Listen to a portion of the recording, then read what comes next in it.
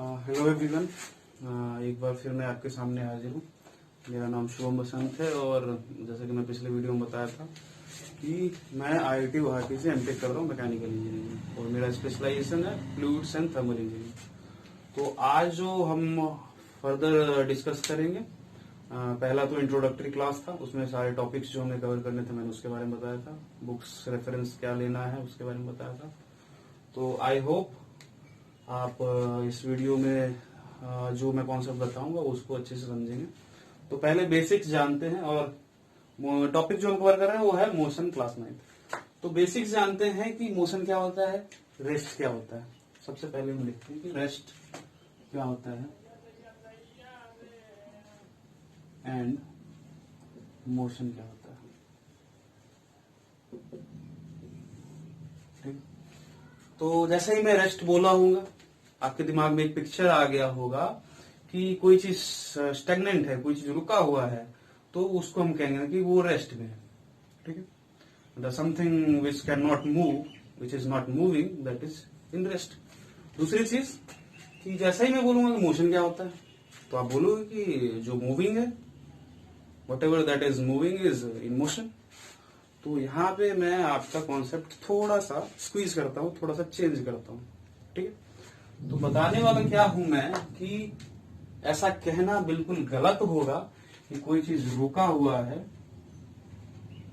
वो रेस्ट में है, या फिर इसको हमने मूव करवा दिया, मतलब ये मूवमेंट में आ गया ये बॉडी, तो इसको हम मोशन में कर देंगे। बिल्कुल गलत। कैसे गलत है मैं समझाता हूं कि सपोज एक एग्जांपल लीजिए आप कि आप जो है ट्रेन में बैठे हुए हैं,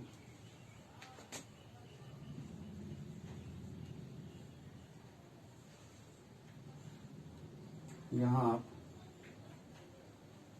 बैठे हुए हैं।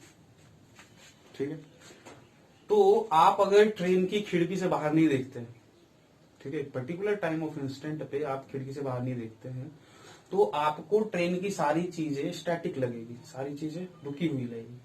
बट क्या आप मूव नहीं कर रहे हैं? आंसर में भी यस, आंसर में भी नो। आप क्या बोलेंगे? वहां पे सही आंसर ये होगा कि देखिए मैं मूव कर भी रहा हूं और नहीं भी कर रहा हूं। ये क्या आंसर हुआ भाई? मूव कर भी रहा हूं नहीं भी कर रहा हूं, ये क्या बात होती है? तो आपका कहना ये उचित होगा कि एक पर्टिकुलर टाइम पे जो है अगर हम बाहर की दुनिया को देखें, अर्थ को देखें, तो अर्थ के रिस्पेक्ट में मैं मूव कर रहा हूं। जैसे जैसे टाइम बढ़ रहा है ये ट्रेन आगे बढ़ रही है, उसके साथ साथ मैं भी बढ़ रहा हूं। बाहर देखते हैं तो हम अपने आप को मूवमेंट में पाते हैं, लेकिन ट्रेन के अंदर देखते हैं तो ट्रेन को अगर हम लोग देखते हैं तो वो उस टाइम पे हम मोशन में नहीं होते हैं। तो कहने का अर्थ अब जाके आपको क्लियरली समझ आ रहा होगा कि अगर समय के साथ साथ और एक रेफरेंस फ्रेम के साथ साथ अगर मेरा मूवमेंट हो रहा है, मैं चेंज हो रहा हूं, तो मैं मोशन में हूं, अदरवाइज मैं क्या हूं? रेस्ट में। बात यहां पे आपको समझ आ चुका होगा। तो जो प्रॉपर डेफिनेशन होगा रेस्ट एंड मोशन का, तो वो होगा कि something which is whose state या पोजीशन जो कि चेंज हो जाएगा टाइम के साथ और पर्टिकुलर रेफरेंस के साथ। बात समझ में आ रही है कि अगर एक रेफरेंस फ्रेम हम लेते हैं, जैसे कि अर्थ जो है वो हमारा रेफरेंस फ्रेम है, अभी आप देख रहे हैं मैं इधर मूव कर रहा हूं, ठीक है, तो इधर मूव कर रहा हूं, इसका मतलब मैं अर्थ के रिस्पेक्ट में मूव कर रहा हूं और टाइम जैसे जैसे चेंज हो रहा है मैं उसके हिसाब से इधर उधर घूम रहा हूं, तो दैट इज इन मोशन। अगर मैं यहाँ पे रुका हुआ हूं तो वो अर्थ के रिस्पेक्ट में रुका हुआ हूं। समथिंग कोई ऐसा रेफरेंस फ्रेम होगा जिसके रिस्पेक्ट में मैं नहीं मूव कर रहा हूँ या नहीं रुका हूँ। समझ में आ रहा है? तो वो होता है कॉन्सेप्ट रेस्ट एंड मोशन का। क्लियर है? दूसरी चीज आती है कि जो मोशन है वो एब्सोल्यूट है या फिर रिलेटिव है। तो आपको इस एग्जांपल से क्लियरली समझ आ गया होगा कि मोशन जो है हमारा एब्सोल्यूट हो ही नहीं सकता। एब्सोल्यूट का मतलब है कि किसी भी रेफरेंस फ्रेम में जाए, किसी भी टाइम पर्टिकुलर टाइम चेंज होने पे वो चीज अभी जैसी है वैसी ही बाद में होगी, तब जाके वो एब्सोल्यूट होगा या मतलब एब्सोल्यूट होगा। एक्चुअली रिलेटिव होगा कि वो टाइम के साथ या फिर रेफरेंस के साथ वो चेंज हो जाए। जैसे कि मोशन जो है, आपने देखा ट्रेन का एग्जांपल देखा, और भी कोई एग्जांपल आपके दिमाग में आ रहा होगा, तो वहां पे क्या होगा कि रिलेटिव होगा। आपको क्लियरली समझ आ रहा होगा कि जैसे ही हमने रेफरेंस फ्रेम चेंज किया, हमारा मोशन चेंज हो गया। मे बी वो मोशन में था, अब वो रेस्ट में आ चुका है। तो कभी भी जो हमारा मोशन होगा वो एब्सोल्यूट नहीं होगा, वो हमेशा रिलेटिव होगा। समझ आ गया? तो ये हमारा रेस्टिंग मोशन का कॉन्सेप्ट था। ठीक है, इसके बाद जो आगे मैं आपको आज ओवरव्यू दूंगा वो पोजीशन और पोजीशन वेक्टर के बारे में दूंगा। उसके बाद अगले लेक्चर में जो है हम डिस्प्लेसमेंट और डिस्टेंस के बारे में देखेंगे। ठीक है, तो आते हैं कि पोजीशन क्या होता है। पोजीशन एक ओवरव्यू आपके दिमाग में आ चुका होगा। पोजीशन क्या है? जहां खड़े, दैट इज पोजीशन। किसी का भी जैसे कि पूछेगा कि पर्टिकुलर इंस्टेंट ऑफ टाइम पे आपका पोजीशन क्या है, तो आप एक लोकेशन बताओगे, दैट इज योर पोजीशन। चलिए थोड़ा और ग्रिल करते हैं, इस चीज को समझने की कोशिश करते हैं। क्या होता है कि आप जब इससे पहले मैं आपको कोऑर्डिनेट ज्योमेट्री बता देता हूँ। मैथमेटिक्स में आपने कोऑर्डिनेट ज्योमेट्री पढ़ा होगा।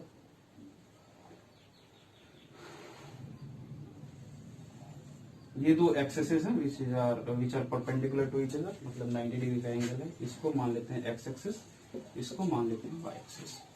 ठीक है, एक पॉइंट हमारा पूछेगा कि एक पॉइंट है एक्स कोमा वाई, इसको लोकेट करना है। एक्स की वैल्यू हम दे देनी 5 और वाई की वैल्यू दे देनी है विच इज गिवन 5 और 3, मतलब कि एक्स की डायरेक्शन में हमें 5 यूनिट जाना है, मतलब 1 2 3 4 5 यूनिट, और वाई की डायरेक्शन में 1 2 3 4 5। ठीक, तो वाई की डायरेक्शन में जाना है हमें 3। तो भाई पॉइंट कैसे मिलेगा? This is the plane, X Y plane. इस पे पॉइंट कैसे मिलेगा? तो पॉइंट हम खोजेंगे। एक्स की डायरेक्शन में तो हम 5 यूनिट आ गए और वाई की डायरेक्शन में हमने 3 यूनिट गए।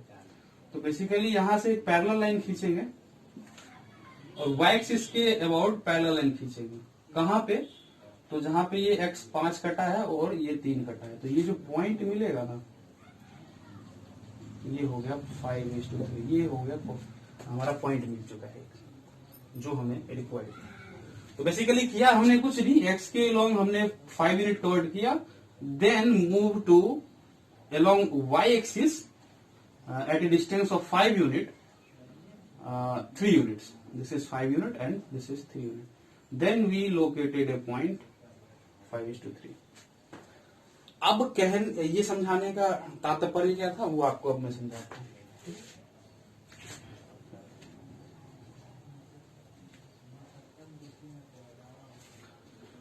क्या होता है कि आपसे कोई पूछता है कि भाई तुम्हारा घर कहाँ है, तो आपके दिमाग में सीधा आता है कि मैं डायरेक्टली बताऊंगा कि मेरा घर कहाँ है, तो उसको तो समझ नहीं आएगा। आएगा क्या समझ में? तो आप एक लैंडमार्क दिमाग में सोचते हैं कि भाई मेरा घर एक मंदिर से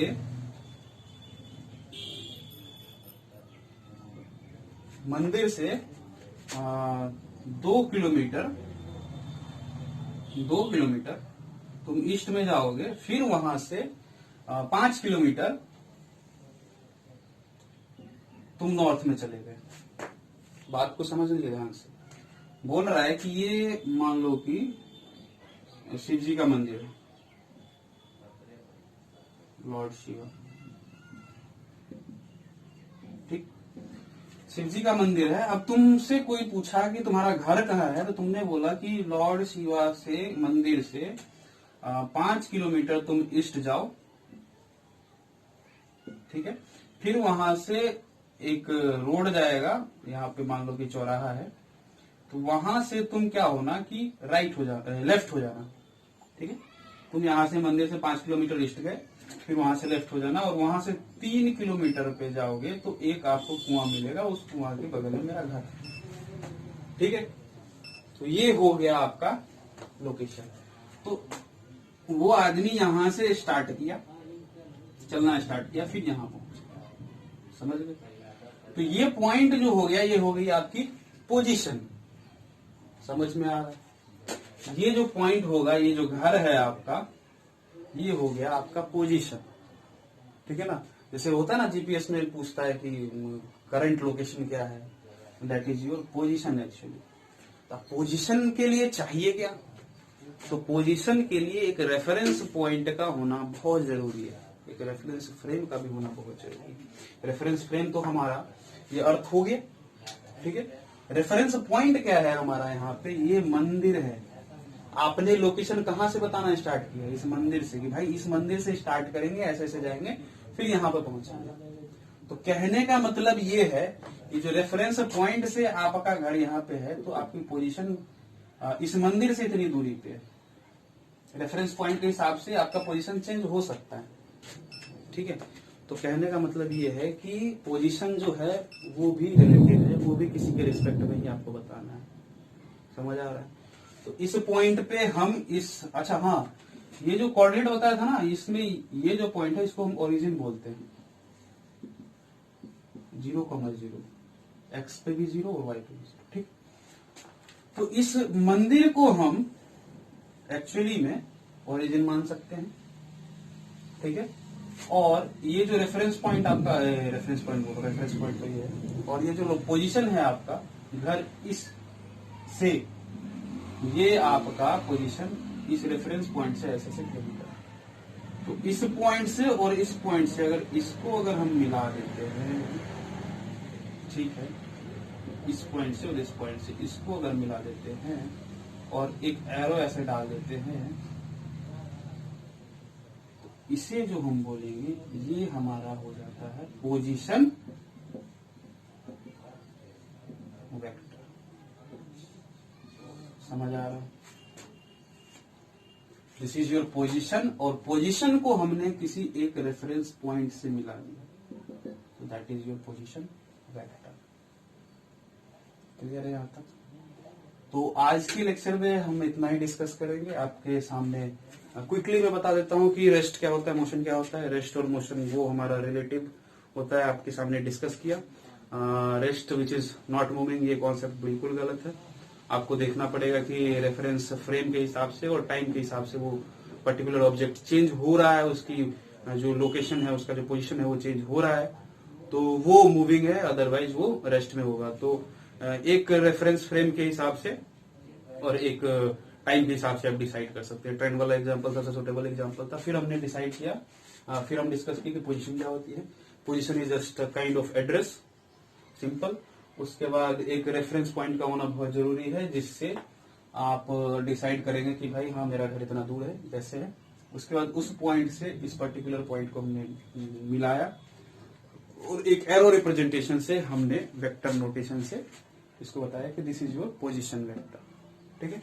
अगले लेक्चर में इस पोजीशन वेक्टर पे एक दो क्वेश्चन करेंगे, और फिर हम क्विकली उसके बाद मूव करेंगे डिस्टेंस और डिस्प्लेसमेंट पे।